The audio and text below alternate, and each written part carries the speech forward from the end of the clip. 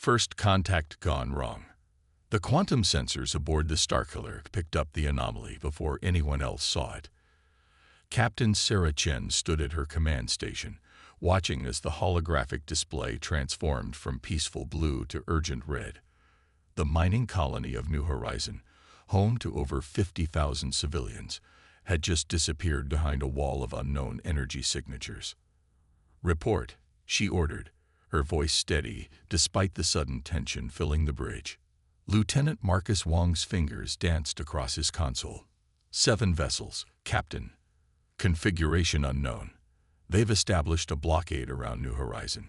Energy readings are massive.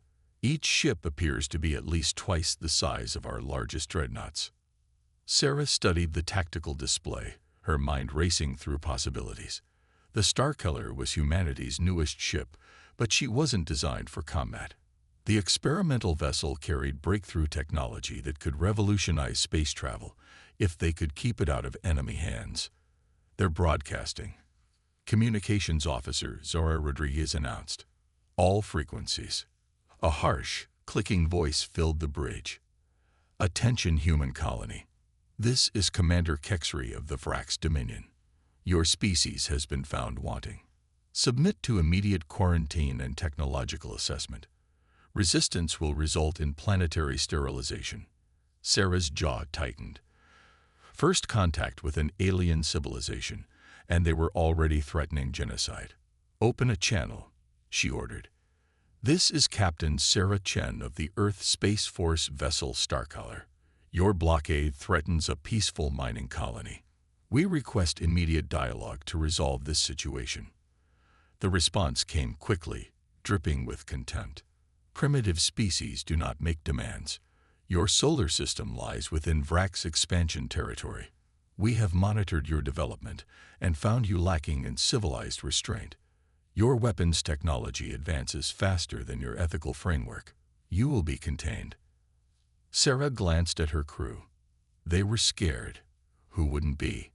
But their training held. Humanity had always known first contact might go badly. They'd prepared for it. What the Vrax couldn't know was that the Starkiller represented more than just another warship. Dr. Evans, Sarah called to her chief scientist. What are we dealing with? Diana Evans, a brilliant physicist who had helped develop the Starkiller's core systems, studied her readings. Their energy signatures suggest antimatter weaponry, Captain. Sophisticated shields, too. But she paused, a slight smile playing at her lips. They're not using quantum bridge technology. They can't detect our primary systems. That was something. The Starkiller's quantum bridge drive was humanity's ace in the hole. A way to link points in space-time that bypassed traditional limitations. It wasn't just an engine. It was a whole new way of thinking about physics. More ships arriving, Marcus reported. 12, no, 15 new contacts. They're deploying in attack formation. The Vrax commander's voice returned. Your silence is acceptance. We begin quarantine procedures now. Any vessel attempting to leave the colony will be destroyed. Sarah watched as massive energy weapons emerged from the Vrax ships, pointing at both the colony and the Starkiller.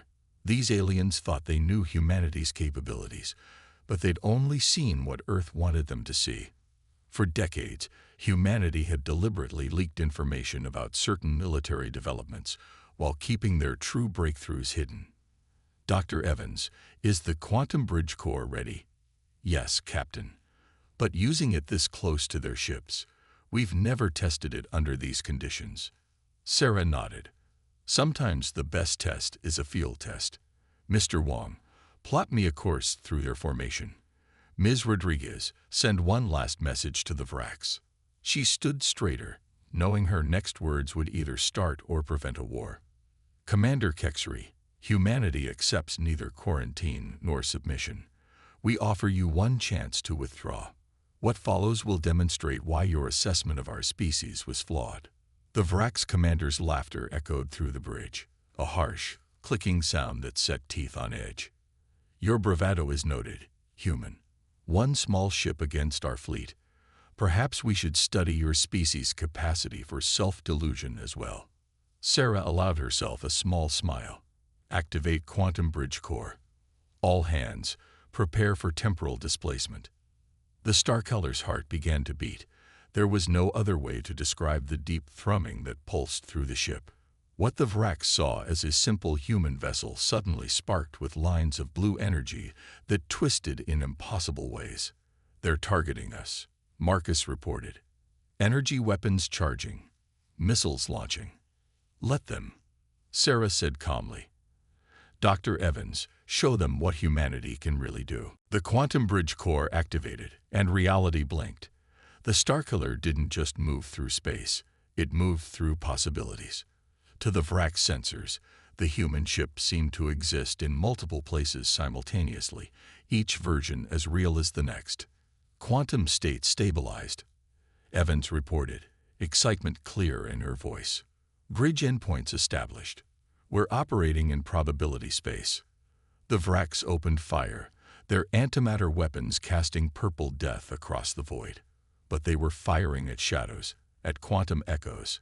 The real Starkiller was everywhere and nowhere, dancing through gaps in reality that the aliens didn't even know existed. "Their targeting systems are confused," Marcus reported with satisfaction. "They can't get a lock."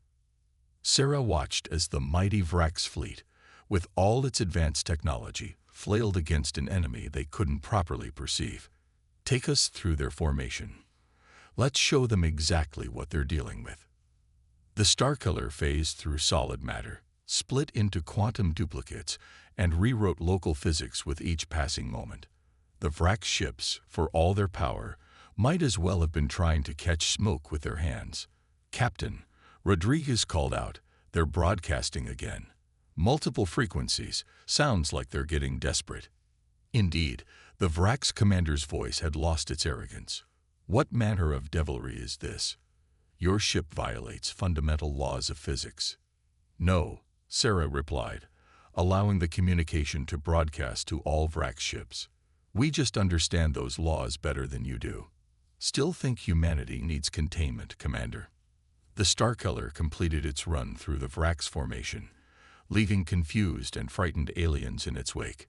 Not a single shot had connected with the human vessel, while the Vrax had nearly damaged their own ships trying to target its quantum echoes. "They're pulling back," Marcus announced.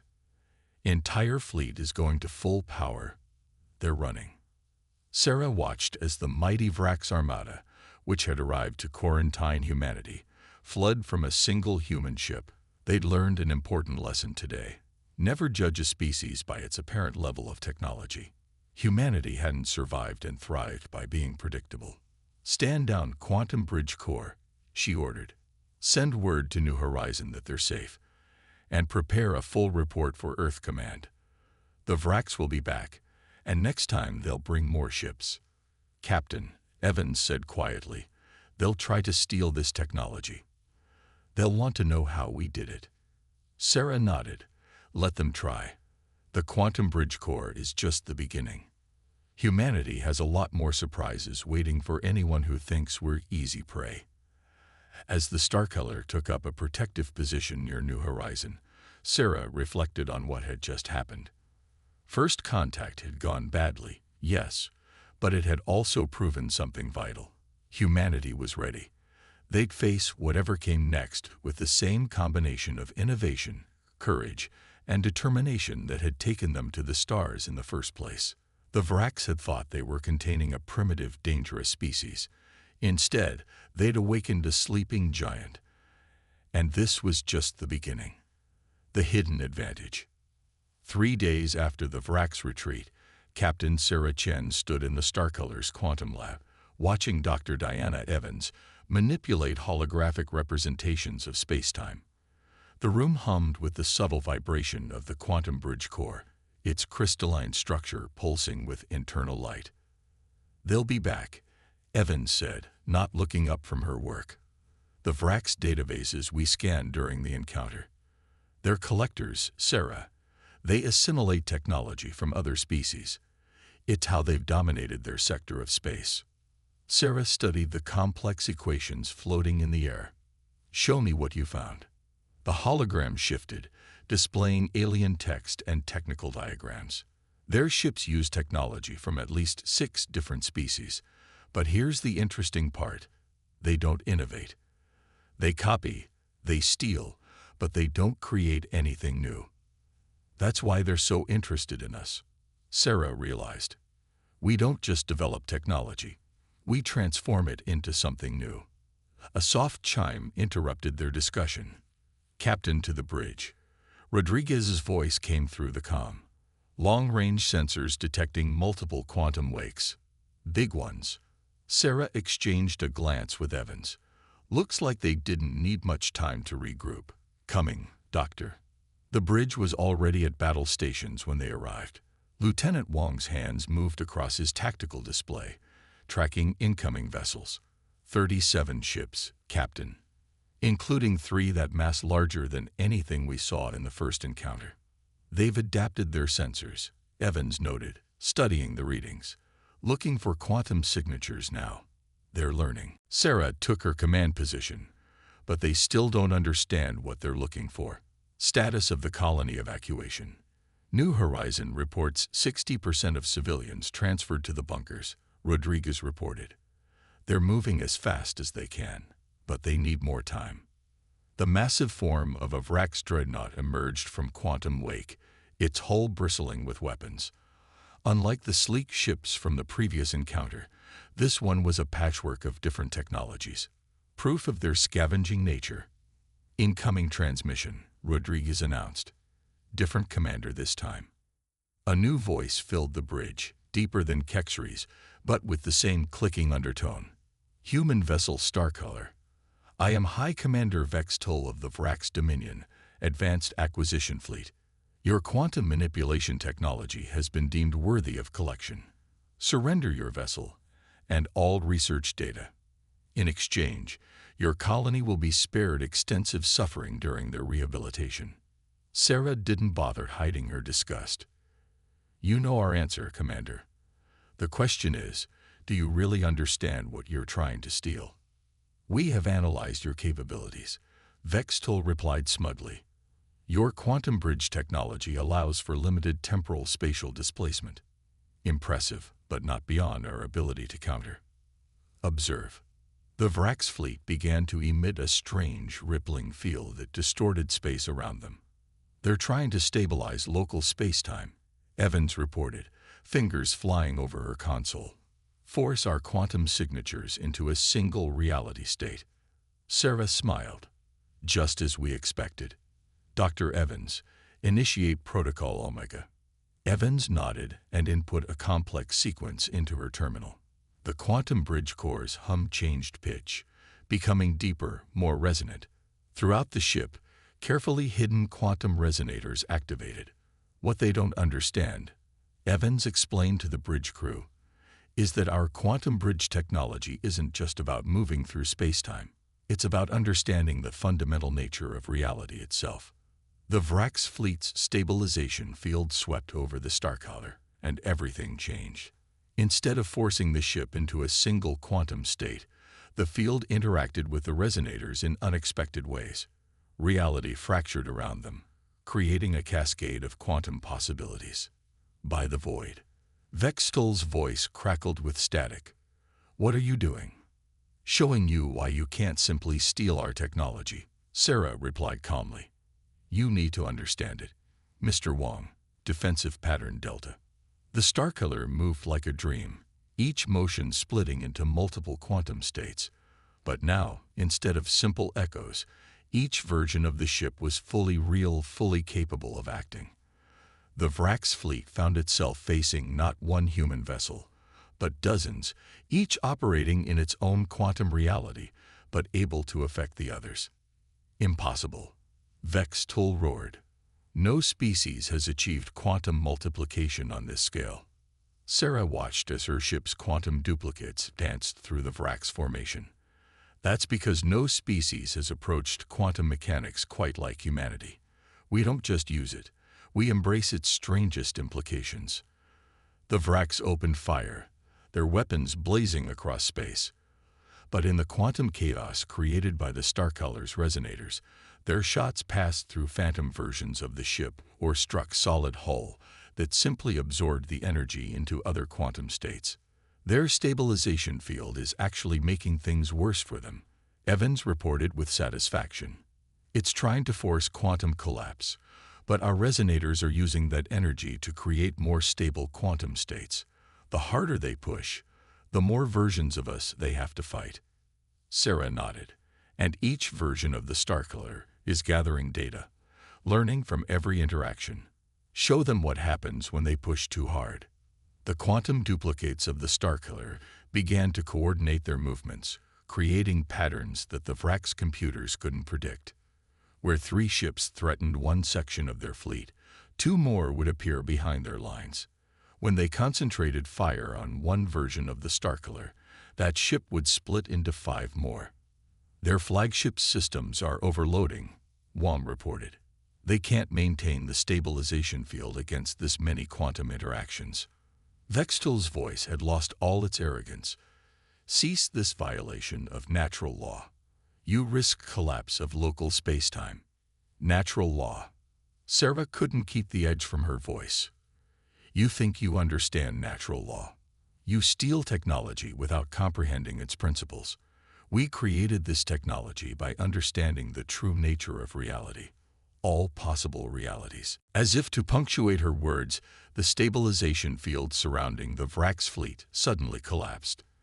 In its wake, the multiple quantum states of the Starkiller began to synchronize, moving in perfect harmony.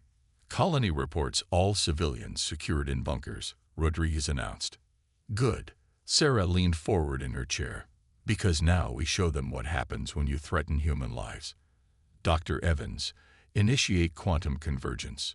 The dozens of Starkiller duplicates began to move toward each other, not merging, but coordinating their actions across quantum states. Energy built between them, creating a web of quantum possibilities that encompassed the Vrax fleet. What we understand, Sarah broadcast to the enemy ships, is that reality isn't fixed. It's a sea of possibilities, and we've learned to swim in it. Your stabilization technology tried to force everything into a single state, but we've turned that against you. Right now, you exist in multiple quantum states simultaneously, all controlled by our field. Quantum convergence at critical point, Evans reported. Last chance, Commander, Sarah offered. Withdraw your fleet, or we'll show you exactly what it means to exist in multiple realities at once. The Vrax fleet hung in space, trapped in the Starkiller's quantum web. For a long moment, there was silence. Then, Vextel's voice returned, subdued. We withdraw. But know this, humans. The Dominion will not forget this humiliation. We will return with means to counter your quantum sorcery. We'll be waiting, Sarah replied. And we'll have more surprises ready. Humanity doesn't stand still. As the Vrax fleet retreated, their mighty ships looking somehow diminished, Sarah turned to Evans. How much did they actually learn about our technology? The scientist smiled. They learned we can do things they thought impossible, but the real secrets of the quantum bridge core, those are still safe. They're looking for a device they can steal, not understanding that our greatest advantage is how we think about reality itself. Sarah watched the enemy ships disappear into quantum wake. Send all battle data to Earth Command. The Vrax will be back, and next time they'll bring something new. We need to be ready. Captain, Juan called out, you should see this. Long-range sensors are picking up unusual quantum signatures from the direction the Vrax fled, different from their normal drives.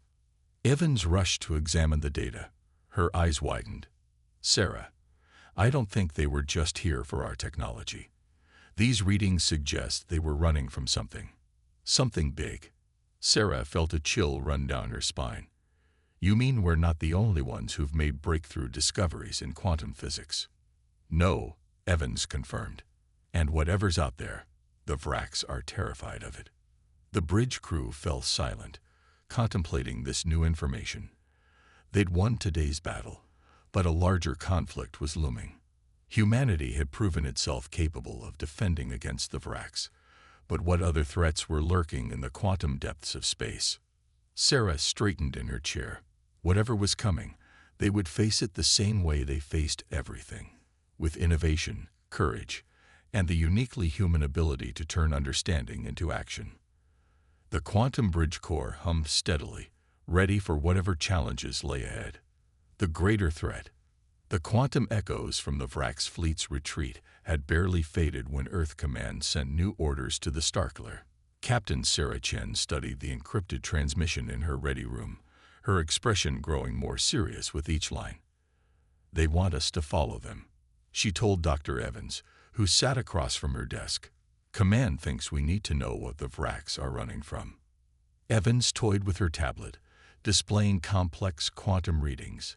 "The signatures we detected, they're like nothing I've ever seen. It's as if something is manipulating quantum states on a massive scale. Not just a ship or fleet. We're talking about effects visible across entire star systems." Sarah stood and walked to the viewport, watching as repair drones worked on New Horizons' orbital defenses. "How long until we can track their quantum wake?" "That's the interesting part," Evans replied. "Their wake isn't degrading like it should. It's almost as if something is maintaining it. Like a quantum breadcrumb trail. Or a trap," Sarah mused. "Assemble the senior staff. If we're going to chase the Vrax into unknown space, we need to be ready for anything." An hour later, the Starkiller's command crew gathered in the tactical room. Lieutenant Wong displayed a holographic map showing the Vrax fleet's trajectory. "They're heading toward the Perseus Void," he explained. "It's a region of space with unusual properties, random quantum fluctuations, temporal anomalies. Most ships avoid it completely. Perfect place to hide," Rodriguez added from her station. "Or to lay an ambush. Or to conduct experiments without being noticed," Evans interjected. "Those quantum signatures we detected, they're similar to theoretical models for quantum manipulation on a stellar scale." Sarah studied the map. Someone's out there playing with the fabric of reality itself. And the Vrax, who've built their empire on stealing advanced technology, are running scared from them. Thoughts. The room fell silent as the implications sank in. Finally, Chief Engineer Marcus Patel spoke up.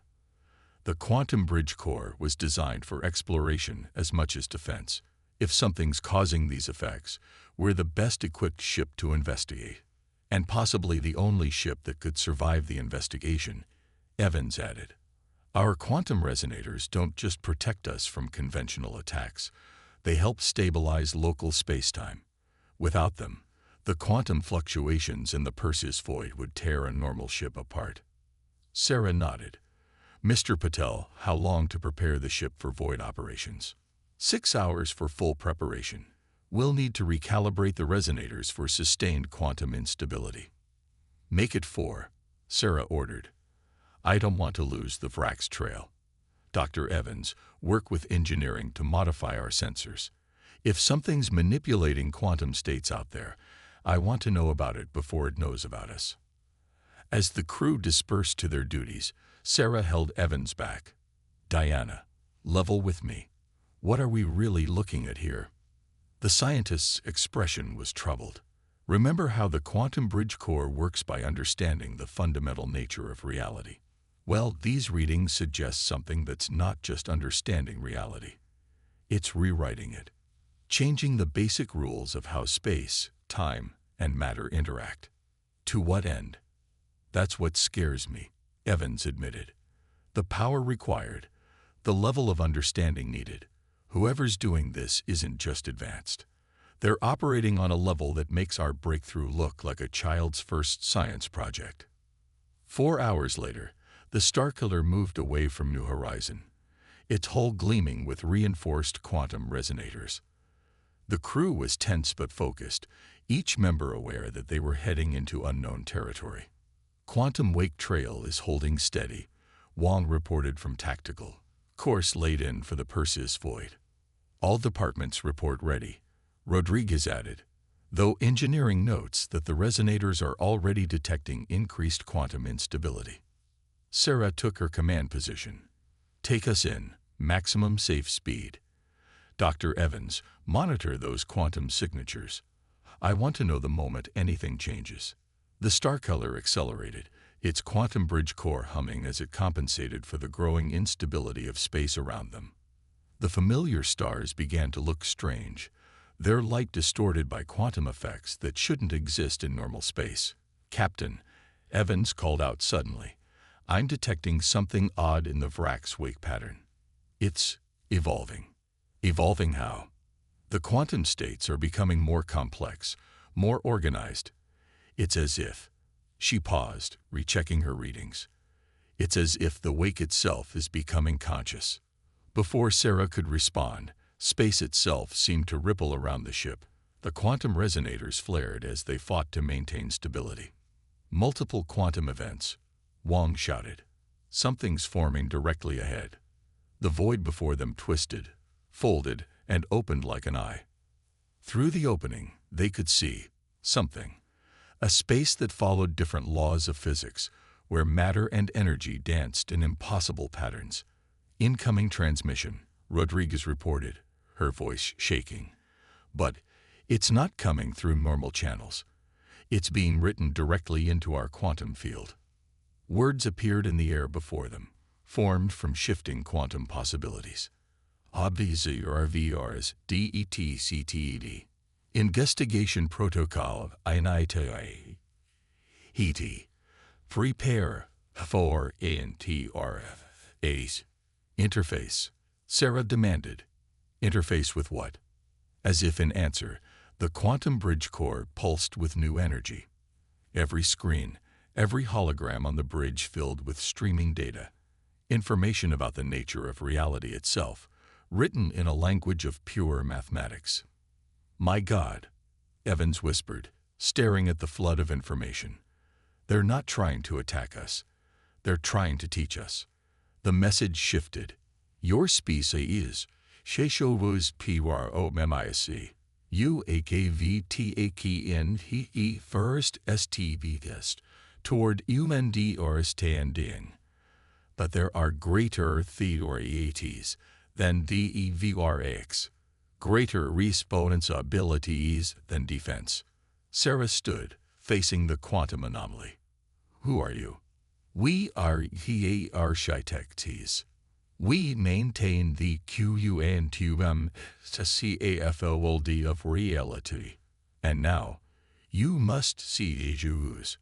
Remain in your CURRENT state of understanding, or join us into a greater work." The bridge crew looked to their captain. In that moment, Sarah Chen understood why the Vraks had fled. It wasn't just fear of superior technology. It was the recognition that they, with all their stolen innovations, could never comprehend what they were facing. But humans had done what the Vraks couldn't. They'd looked at the quantum nature of reality and seen not just tools or weapons, but a new way of understanding existence itself. "We're ready to learn," Sarah announced to the void. "Show us." The quantum anomaly expanded, enveloping the star color in its impossible light. As reality shifted around them, Sarah realized that this wasn't just first contact with a new species. This was humanity's invitation to join something greater than themselves, a chance to help shape the very fabric of the universe. The adventure that had begun with defending a mining colony was about to become something far more profound. And humanity, as always, was ready to face the unknown with courage, curiosity, and the determination to understand. Evolution of understanding. The star color hung suspended in what Dr. Diana Evans had started calling quantum space, a realm where the normal rules of physics were more like suggestions.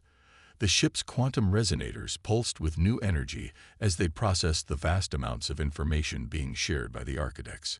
Captain Sarah Chen watched as her crew adapted to their new reality. Some, like Evans, took to it naturally, their minds expanding to embrace concepts that should have been impossible to comprehend. Others struggled, but in typically human fashion, they found their own ways to understand. "It's like learning a new language," Lieutenant Wong explained to his tactical team, "except the language is reality itself." The architect's presence surrounded them, not as physical beings, but as patterns in quantum possibility.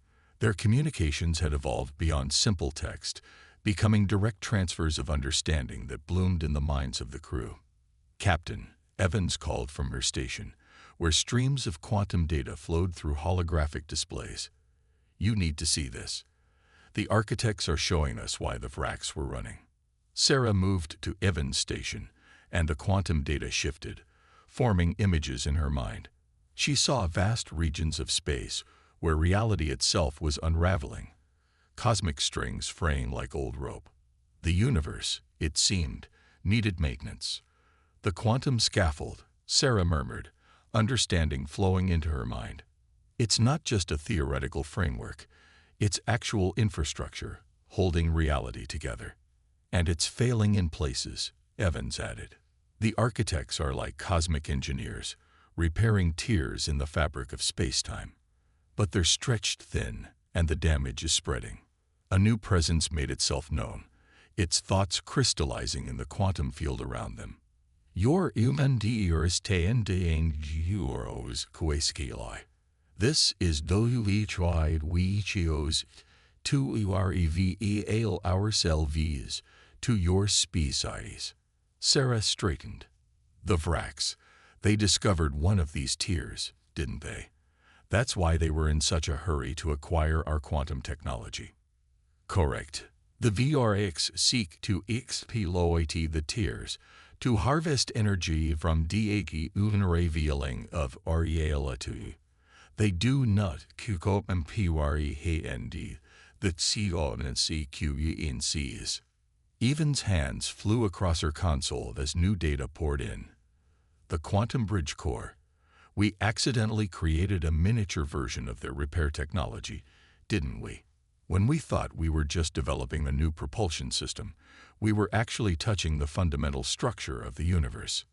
Your species NNOVAKs in unique ways, where others seek to control, you seek to understand.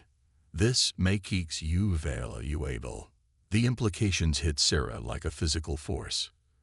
You're not just teaching us. You're recruiting us. Correct again. The quantum scaffold requires maintenance beyond our current capabilities. We have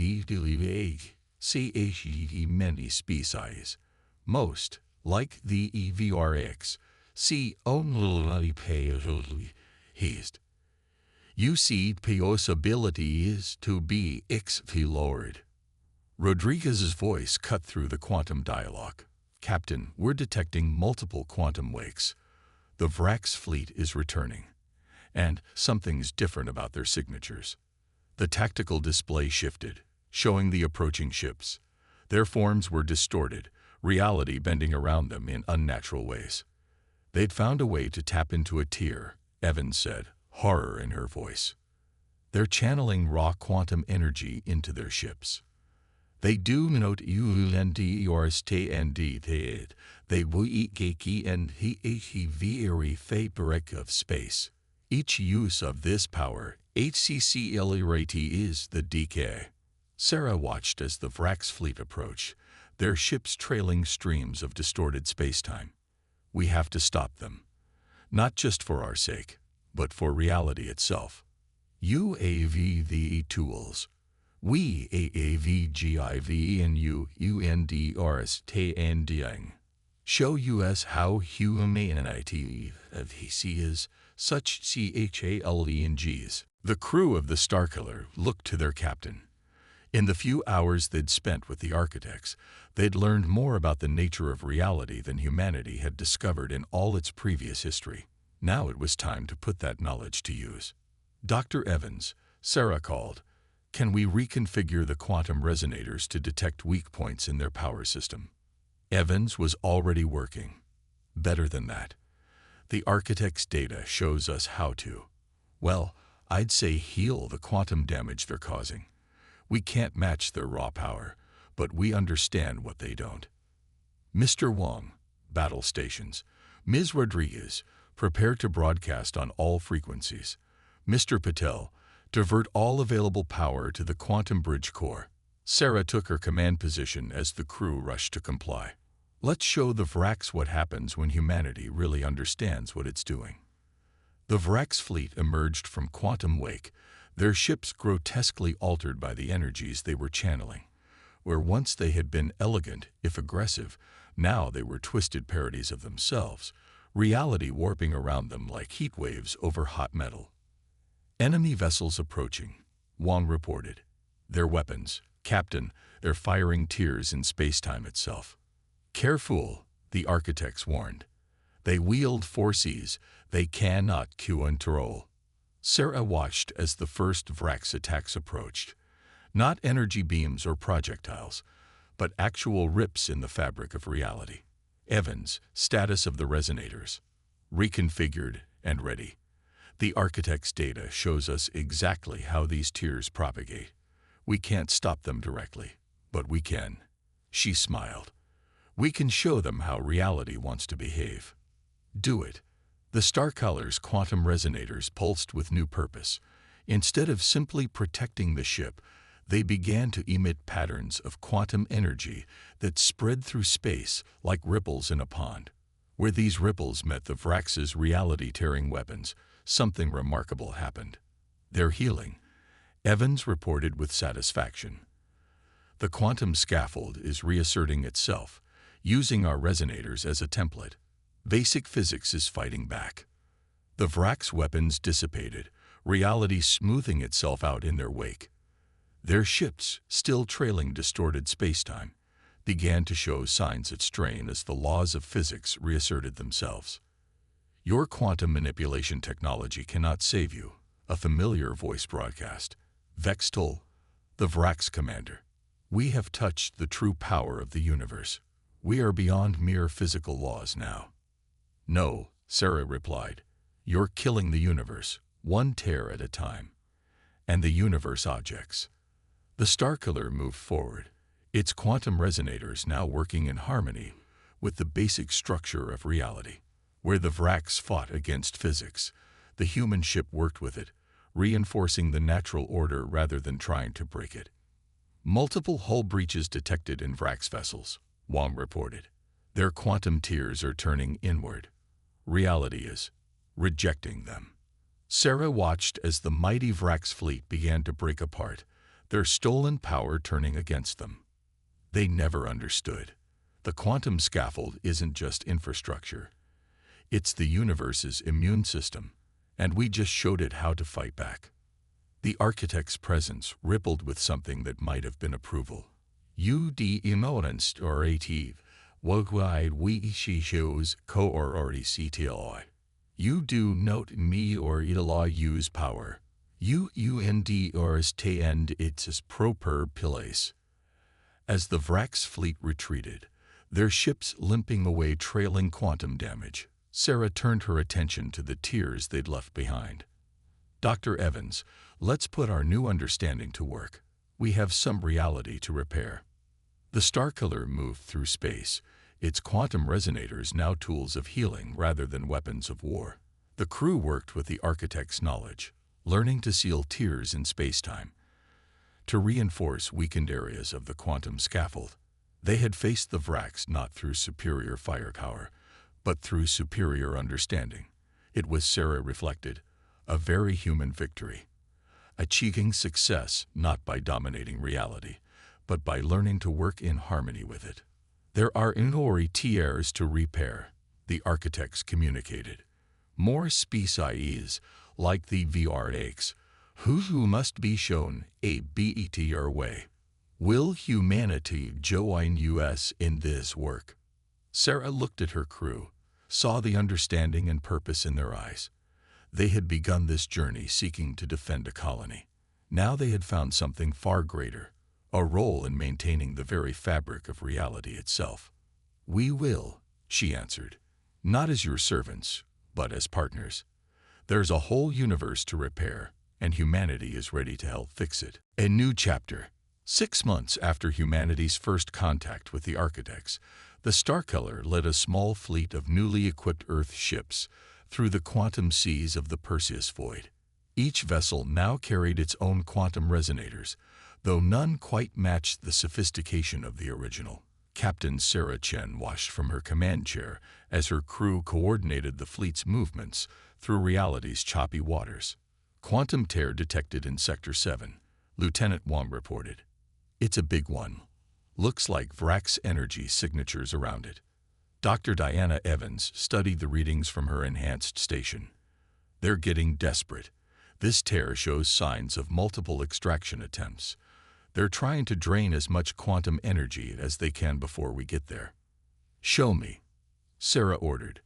The tactical display shifted, revealing a massive rent in the fabric of reality. Unlike the clean tears they usually dealt with, this one was ragged, its edges fraying into multiple quantum states. The Vrax fleet did this?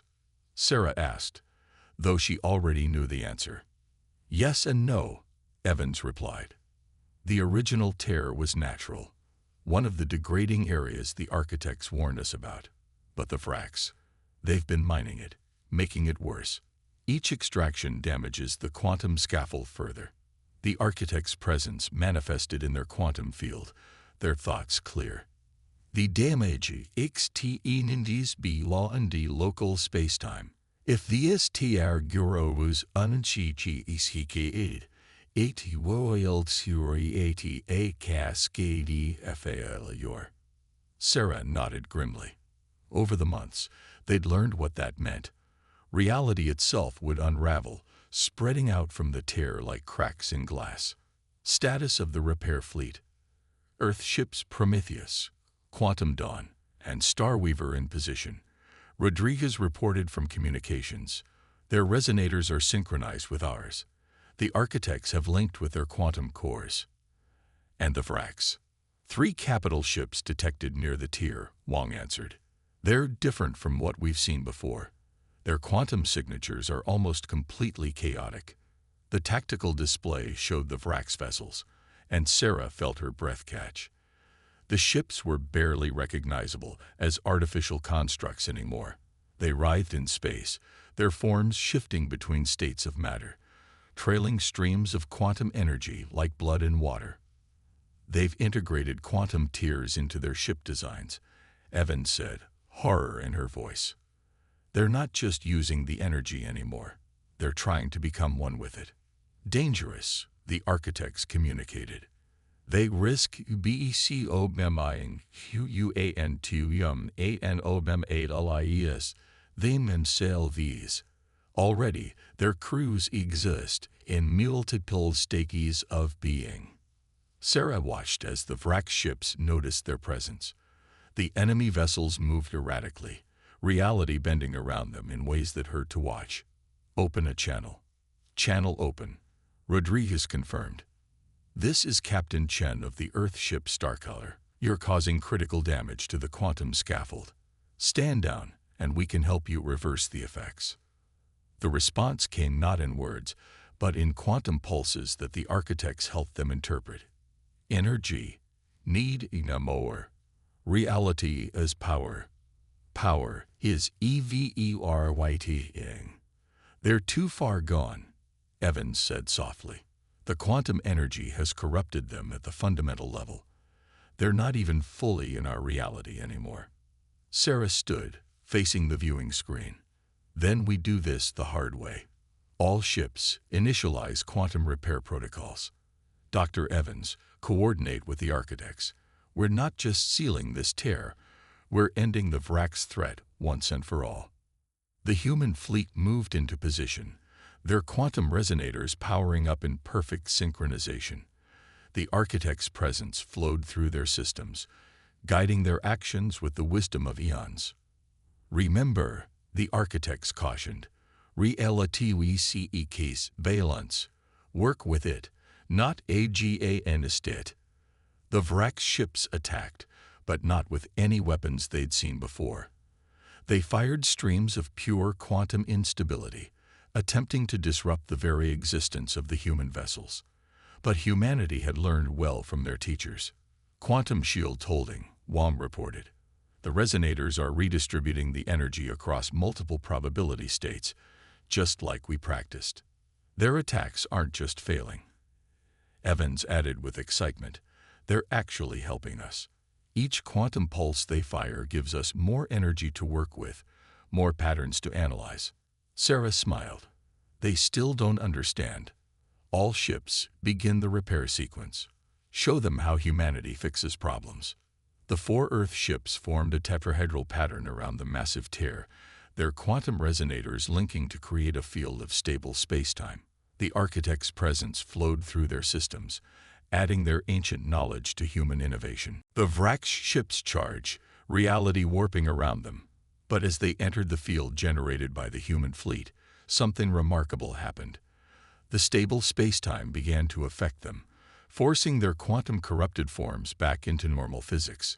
They're being pulled back into regular spacetime, Evans reported. Our field is acting like a template, showing reality how to behave properly. The architects were right. The universe wants to be stable. The Vrax vessels writhe as fundamental physics reasserted itself. Their quantum-corrupted crews experienced multiple timelines at once as they were forced back into single states of being. Some chose to flee, their ships limping away trailing quantum energy. Others fought to the end, their forms collapsing as reality rejected their impossible existence. Begin final repair sequence, Sarah ordered. The human fleet's resonators pulsed in unison, generating patterns that matched the quantum scaffold's natural frequency. The massive tear began to close, reality knitting itself back together under their guidance. The repair is, the architects communicated. But this is only the beginning. There are more tiers, more species, who must learn the true way of quantum understanding. Sarah watched as the last traces of the tear vanished, space-time smoothing out like water after a storm. That's why we're here. Humanity's always been good at fixing things, at finding new solutions to old problems. Now we just do it on a universal scale. The fleet regrouped, their quantum resonators humming with power. In just 6 months, humanity had gone from defending a single colony to helping maintain the structure of reality itself.